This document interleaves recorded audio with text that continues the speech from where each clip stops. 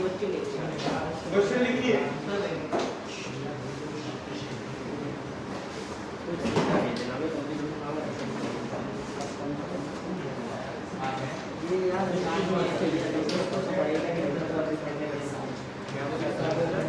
In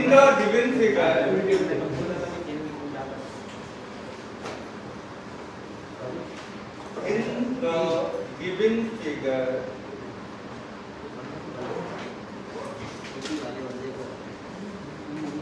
if resultant force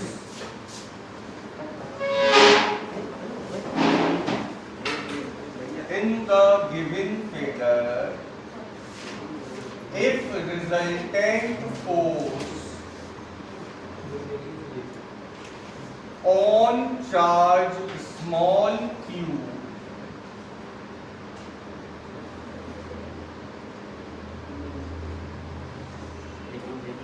is zero,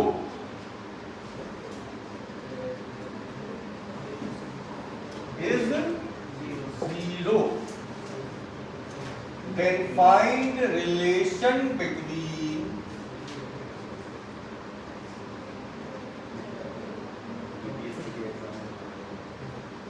small q and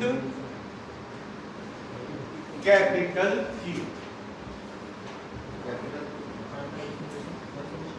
question repeat कर रहा हूं। In the given figure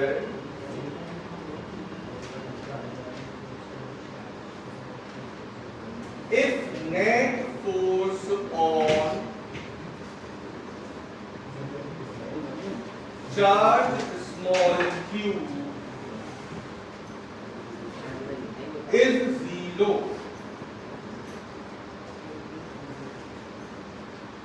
then find relation between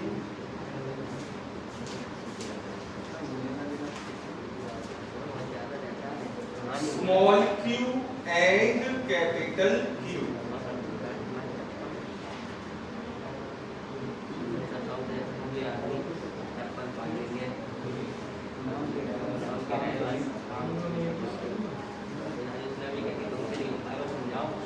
देखिए question number कौन सा है बेटा? 15। इसका नहीं पता था ये वॉल्यूम का नहीं पता। क्वेश्चन नंबर 15, ये आपके सामने एक स्क्वायर है। इस स्क्वायर में दो स्मॉल क्यू चार्ज है और दो कैपिटल। आपको क्या गिवन है? आपको क्या गिवन है?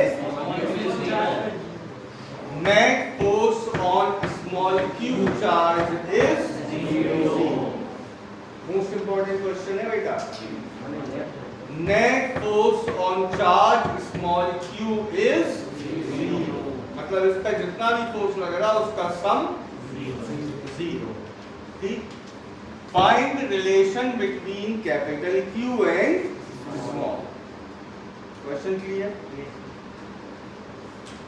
ये बताइए इस सी पर कौन कौन फोर्स लगाएगा? Force on C due to B, force on C due to D same होंगे। K Q1 Q2 upon distance का, यही होंगे दो फोर्स। फिर सी पर फोर्स कौन लगाएगा? A. Force on C due to A, ये क्या होगा? के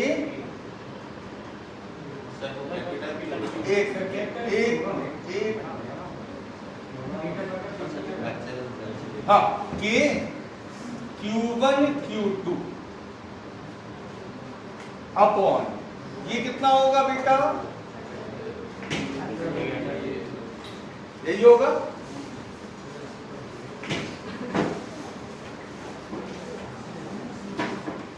कितना आ जाएगा?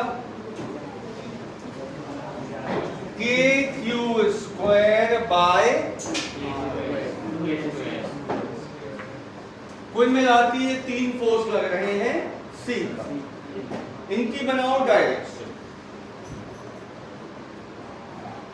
प्लस का क्यू आउटवर्ड्स, प्लस का क्यू आउटवर्ड्स। ये है एफ सी डी और ये है एफ सी बी। ठीक है, दोनों एक दूसरे के कैसे हैं? परपेंडिकुलर। तो एक बात तो 100% है कि इनका क्या निकलेगा? रिजल्टेंट। कैसे निकलेगा? Resultant force F R equal क्या होगा बेटा? रिजल्टेंट का फॉर्मूला क्या होता है? A square plus B square plus 2ab cos theta. cos 90 हो जाएगा 0। तो क्या बचेगा? F C D square plus F. भैया बातचीत नहीं करो, अंडर एफ सी डी और एफ सी बी दोनों सेम है, तो कुल मिला के क्या हो जाएगा? 2 times of K Q Q bye का होल। नहीं है समझ में भाई? ये क्या है? के क्यू क्यू बाय ए स्क्वायर का होल स्क्वायर। ये भी के क्यू क्यू बाय ए स्क्वायर का होल स्क्वायर। दोनों कितने टाइम्स हो गए? 2 टाइम्स। बाहर निकालोगे तो क्या बचेगा? के क्यू क्यू बाय ए स्क्वायर।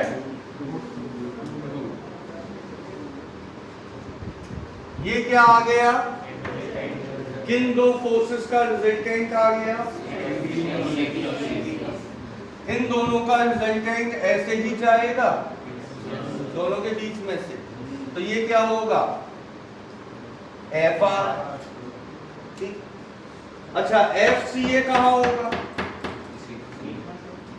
प्लस का क्यू रिपेल करेगा, तो यही डायरेक्शन किसकी होगी? ठीक, तो अब बताओ नेट फोर्स एट सी क्या होगा? दोनों ऐड हो जाएंगे। Net force at C F equal F C A plus F R. अच्छा आपको गिवन क्या है? नेट फोर्स है कितना? एफ सी ए की जगह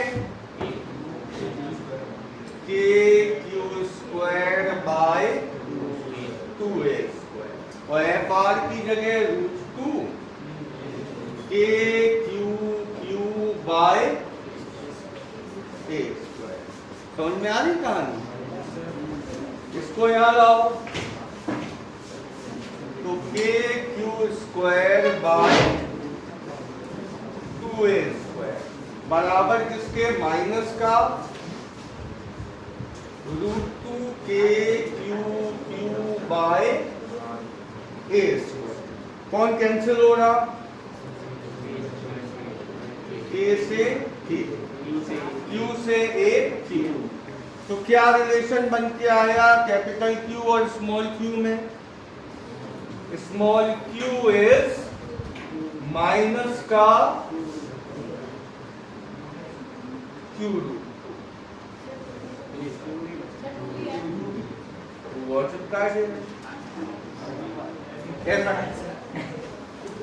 ऐसा कर इस √2 को नीचे ले आए तो Q bye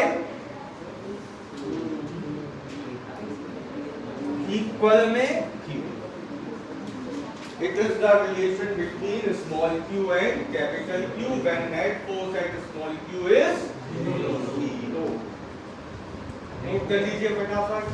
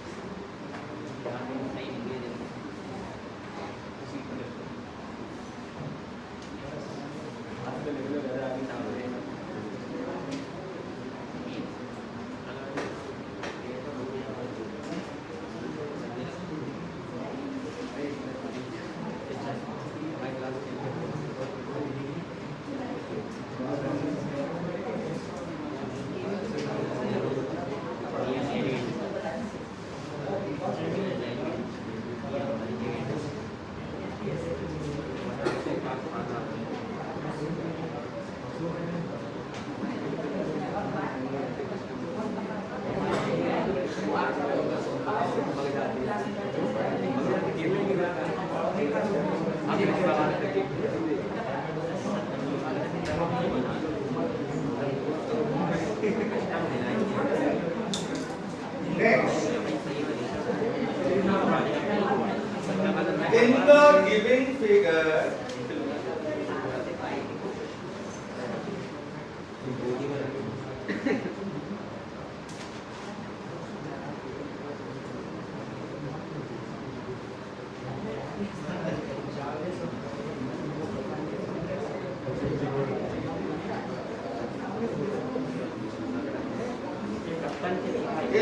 given figure, electric field lines on the left, electric field lines on the left,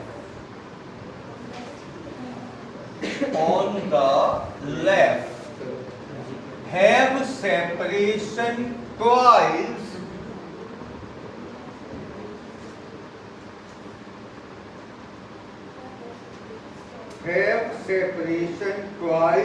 of those on the right,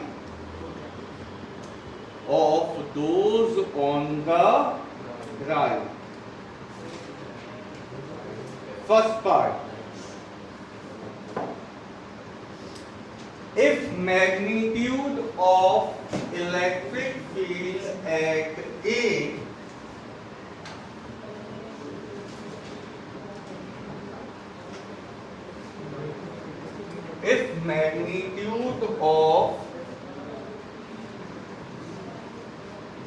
electric field at A is 40 Newton per Coulomb. 40 Newton per Coulomb. Then what force act on proton?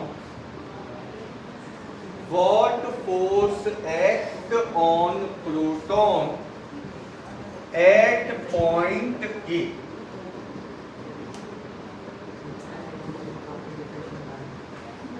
Second part,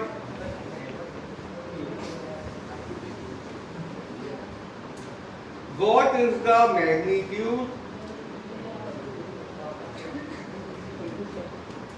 of electric field at point B? What is the magnitude of electric field at point B?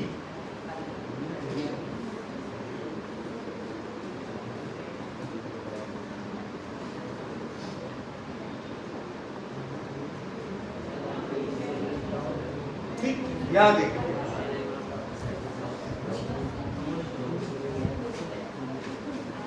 इस तरह से आपको एक diagram given है।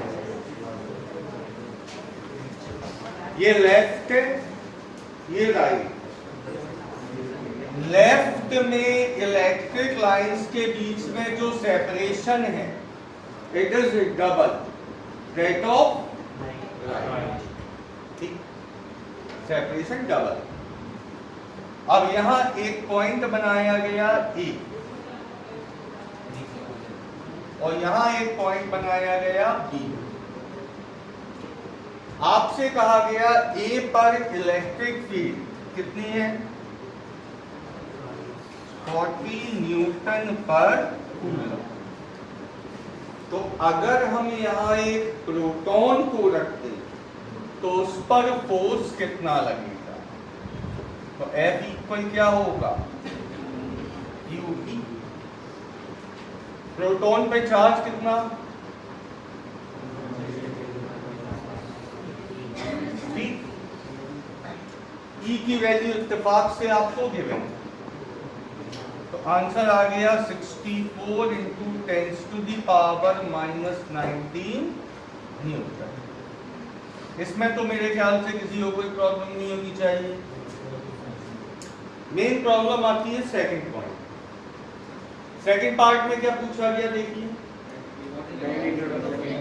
Magnitude of electric field at point, ठीक। तो पहले इतना कर लीजिए, डायग्राम बना लीजिए, फिर सेकंड पार्ट बताते हैं।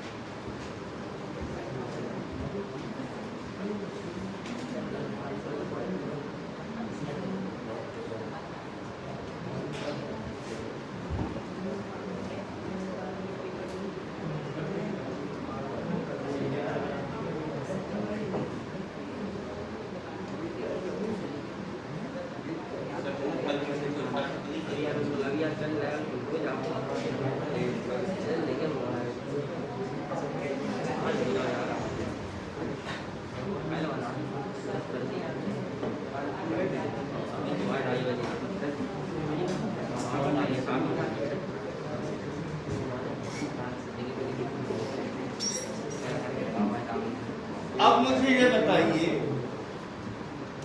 इलेक्ट्रिक फील्ड की इंटेंसिटी कहाँ ज्यादा होगी?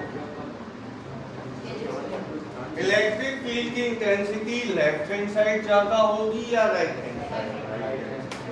अगर आपको इलेक्ट्रिक फील्ड लाइंस के रूल से याद हो तो उसमें बताया गया था कि लाइंस जितनी पास पास होती है इलेक्ट्रिक फील्ड उतनी ही स्ट्रॉन्गर होती है। तो जाहिर सी बात है कि A पर इलेक्ट्रिक फील्ड स्ट्रॉन्ग है एज कंपेयर टू B, क्योंकि इनके बीच में सेपरेशन कितना ज्यादा है, तो मेरे ख्याल से A पर electric field will be double of B। फिर समझ, पहले बताओ A पे ज्यादा है या B पे ज्यादा है? A, क्योंकि यहाँ सेपरेशन आधा है, सेपरेशन हाफ है, तो इलेक्ट्रिक फील्ड ऐसी होगी किसके कंपैरेटिवली, ठीक। आंसर में लिखिए, इंटेंसिटी ऑफ इलेक्ट्रिक फील्ड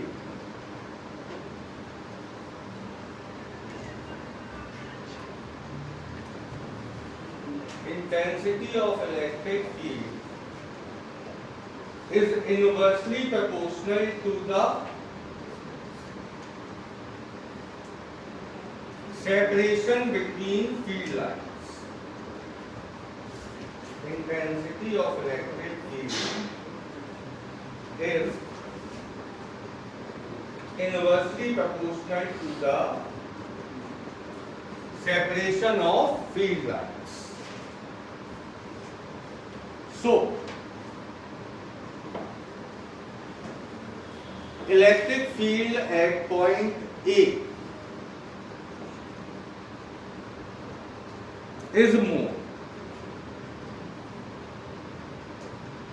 इतना तो आपकी समझ में आया कि A पर इलेक्ट्रिक फील्ड ज्यादा होगा। पैराग्राफ चेंज करके लिखिए। Now separation between lines is half at point A.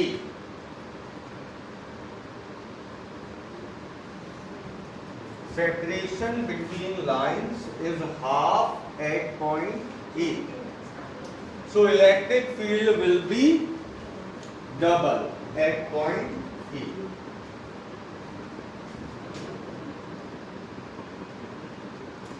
A is the double of E. EA कितना दिया था हमें? तो B पर इलेक्ट्रिक फील्ड कितनी आएगी? इससे 20 न्यूटन पर कूलम।